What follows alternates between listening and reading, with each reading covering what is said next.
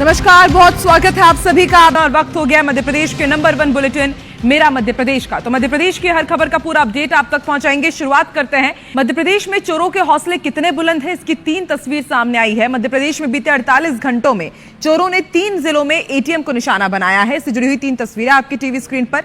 पहली कटनी की तस्वीर है, जहां पर बैंक ऑफ महाराष्ट्र के मुख्य मार्ग पर लगे एटीएम को बीती रात करीब 2:30 बजे चोरों ने फिल्मी अंदाज में उखाड़ कर ले गए। वारदात इतने प्रोफेशनल तरीके से की गई कि पुलिस और बैंक दोनों ही हैरान हैं।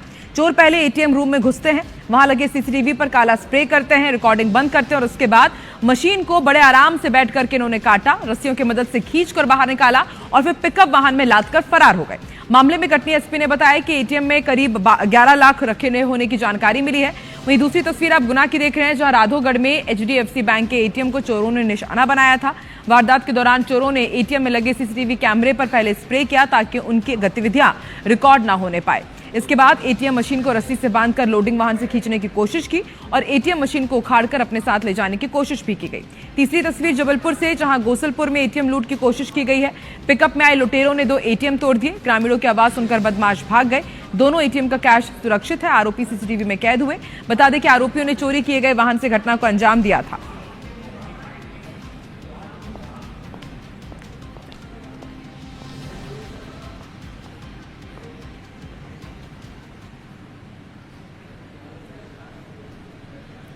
इंडिगो संकट से मध्य प्रदेश में कहीं राहत भरी तस्वीर सामने आई तो कहीं हाहाकार अब भी बरकरार है। हम ऐसा इसलिए कह रहे हैं क्योंकि भोपाल में इंडिगो की उड़ानें तो शुरू हो गई हैं, जबकि इंदौर में कई फ्लाइट्स शनिवार को यानी कि आज भी रद्द रही। 2 तस्वीरें से जुड़ी हुई हम आपको दिखा रहे हैं। भोपाल में राजा भोज एयरपोर्ट पर इंडिगो की उड़ानें शुरू हो गई हैं। दिल्ली, बेंगलुरु और गोवा के लिए इंडिगो एयरलाइंस की 6 उड़ानें संचालित की गई। बता दें कि कल गोवा, दिल्ली, बेंगलुरु सहित कई जगहों की उड़ानें रद्द कर दी गई थी। वहीं इंदौर से उड़ान भरने वाली इंडिगो की कई फ्लाइट्स शनिवार को भी रद्द रही। हैदराबाद, नागपुर, मुंबई, बेंगलुरु, दिल्ली, चंडीगढ़, रायपुर और गोवा के लिए जाने वाली उड़ानें कैंसिल होने के कारण यात्रियों को असुविधा का सामना करना पड़ा। सुबह के समय लगातार कैंसिलेशन की वजह से एयरपोर्ट पर यात्रियों की आवाजाही सामान्य दिनों की तुलना में काफी कम दिखाई दी। एयरपोर्ट स्टाफ के अनुसार दोपहर बाद इंडिगो की कुछ फ्लाइट समय पर संचालित होने की संभावना है। वहीं फ्लाइट्स रद्द होने के कारण यात्री अब दूसरे ऑप्शंस देख रहे हैं।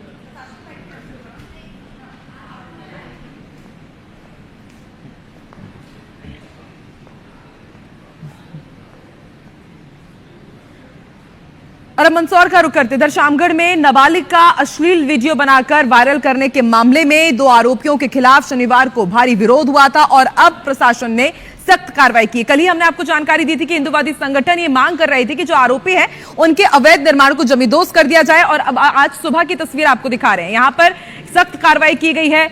स्कूल, बाजार, मंडी सब कुछ बंद रहा। दोपहर के बाद पुलिस बल की मौजूदगी में दोनों ही आरोपियों के जो अवैध निर्माण थे, कब्जा करके सरकारी जमीन पर जो अवैध निर्माण किया गया था उसे जमींदोज कर दिया गया है। पहले आरोपी रेहान के मकान का अवैध हिस्सा ढहाया गया। इसके बाद दूसरे आरोपी बाबू के घर को भी तोड़ने की कार्रवाई शुरू की गई। आरोपियों को कोर्ट में पेश कर रिमांड पर भेज दिया गया है, जबकि प्रशासन ने लोगों से शांति बनाए रखने की अपील की है।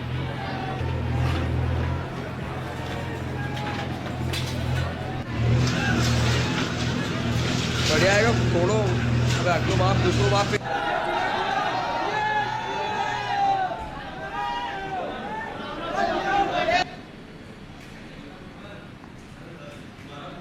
जबलपुर में एक रिटायर्ड शासकीय कर्मचारी को पूरे 5 दिनों तक डिजिटल अरेस्ट रखने का सनसनीखेज मामला सामने आया है। आरोपियों ने पीड़ित को टेरर फंडिंग और मनी लॉन्ड्रिंग का डर दिखाया, डिजिटल अरेस्ट रखा और उससे 32 लाख रुपए ठग लिए। साइबर ठगों ने जांच के बाद 31 लाख रुपए की राशि लौटाने का झांसा देकर पीड़ित को बकायदा आरबीआई का फर्जी लेटर भी थमा दिया। दरअसल बुजुर्ग अविनाश चंद्र दीवान अपनी बीमार पत्नी के साथ नेपियर टाउन में रहते हैं।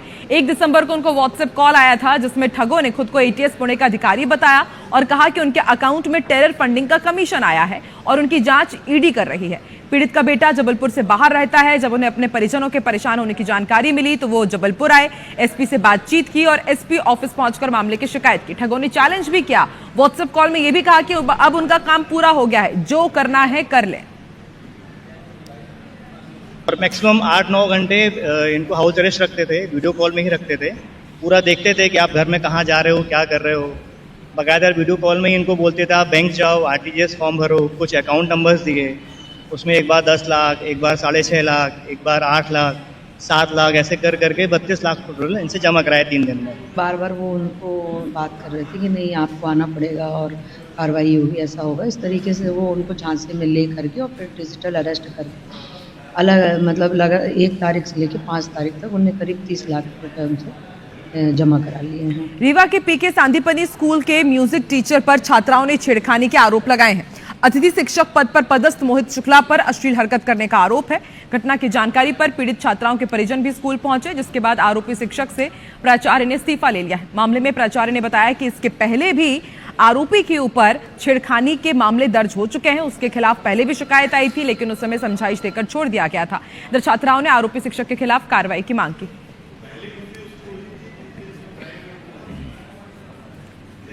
लड़कियों के साथ ऐसा कर चुका है, एक लड़कियों के साथ हम लोग एक्शन नहीं लेंगे, लेकिन इस बार कुछ ज्यादा ही हो गया इसका। अब हम एक्शन लेंगे और उसको इस स्कूल से रेस्टिकेट करवा देंगे।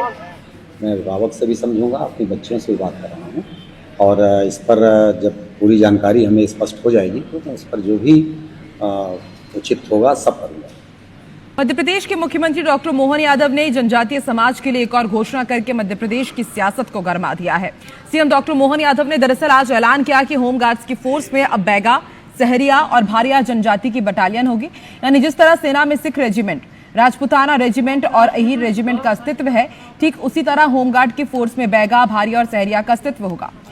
सीएम का यह ऐलान कांग्रेस को हजम नहीं हो रहा है। कांग्रेस इसे राजनीतिक षड्यंत्र बता रही है। होमगार्ड में इस तरह का डिवीज़न नहीं किया गया कि आदिवासी हैं तो उनका अलग अलग वर्ग, बेगा और उनको सबको अलग अलग चिन्हित किया जाए। हर चीज़ में इस तरह से बांटना, ये एक के बाद एक मध्य प्रदेश की सरकार, मैं समझता हूँ कि ये जनहित का काम नहीं है, ये केवल वोट का काम है।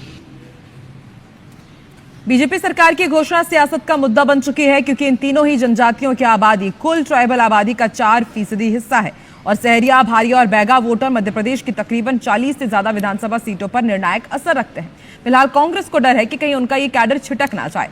शायद इसलिए कांग्रेस ने इस ऐलान पर ऐतराज जताया। उधर बीजेपी ने कांग्रेस के बयान पर पलटवार किया। कि माननीय मुख्यमंत्री जी ने आगे बढ़कर के ये जो प्रयास किया है कि बटालियन भी बनेगी, हम होमगार्ड में अपनी नई भर्ती भी करेंगे और उसके साथ ही उन जनजाति वर्ग के उन आदिवासी हमारे भाइयों को भी सेवा करने का अवसर और इस राज्य को मजबूत बनाने का अवसर मिलेगा। दरअसल बीजेपी सरकार ने एक दांव में ही महाकौशल और चंबल की जनजातियों को साध लिया है, क्योंकि महाकौशल में बैगा और भारिया जनजाति की बहुलता है। दूसरी तरफ चंबल में सहरिया जनजाति का बड़ा वोट बैंक है और इन क्षेत्रों की विधानसभा सीटों पर बीजेपी के मुकाबले कांग्रेस का दबदबा ज्यादा है। या यूं कहें कि क्षेत्र कांग्रेस के वो अभेद किले हैं जहां बीजेपी बरसों से इसे भेदने की कोशिश कर रही है और ज्यादातर बार नाकाम साबित हुई है।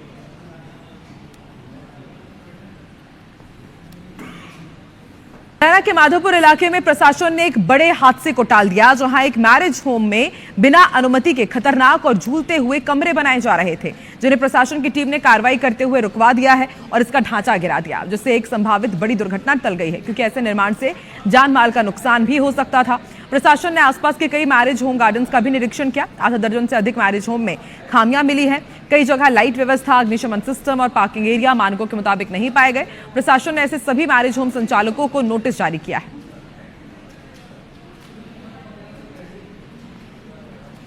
तो सभी जो भी मैरिज गार्डन हमने ग्राउंड किए उनको सबको 3 दिन का हम नोटिस दे रहे हैं कि सभी लोग 3 दिन के अंदर क्या व्यवस्थाएं सुनिश्चित कर रहे हैं, पार्किंग के लिए क्या व्यवस्थाएं कर रहे हैं, फायर सेफ्टी के लिए क्या कर रहे हैं, कि हमको बताएं और संतुष्ट करके भ्रमण कराएं, अन्यथा संबंधित मैरिज गार्डन को बंद करने की कार्रवाई की जाएगी। पाकिस्तान की रहने वाली निकिता नागदेव ने वीडियो जारी कर प्रधानमंत्री नरेंद्र मोदी से मदद की अपील की है। निकिता का आरोप है कि उसका भारतीय पति विक्रम नागदेव शादी के बाद उसे कराची भेज चुका है और भारत में दूसरी शादी करने की तैयारी में है। निकिता के अनुसार साल 2020 में उसकी शादी विक्रम से हुई थी। शादी के कुछ समय बाद विक्रम उसे भारत लेकर आया, लेकिन वीजा संबंधी दिक्कत बताकर वापस कराची भेज दिया।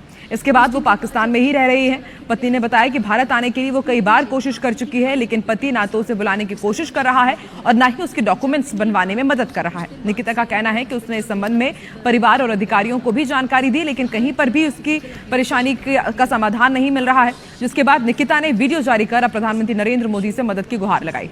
फिर से अपील करती हूँ कि आप प्लीज़ इसके ऊपर सख्त कार्रवाई करें और प्लीज़ विक्रम नागदेव को पाकिस्तान डिपोर्ट किया जाए और उसकी इल्लीगल स्टेप के लिए उसके ऊपर सख्त कार्रवाई की जाए।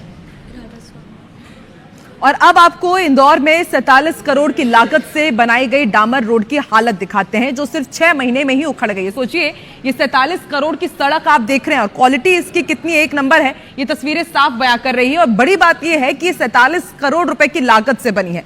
सड़क पर जगह जगह बड़े बड़े गड्ढे आप देख रहे हैं, जिसे रोज लगभग 70,000 वाहनों को परेशानियों का सामना करना पड़ता है।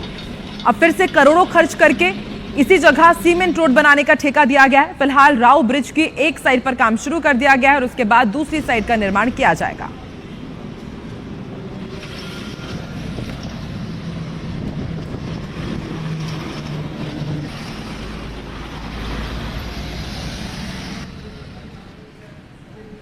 और मेरा मध्य प्रदेश में फिलहाल इतना ही। देश और दुनिया की तमाम बड़ी खबर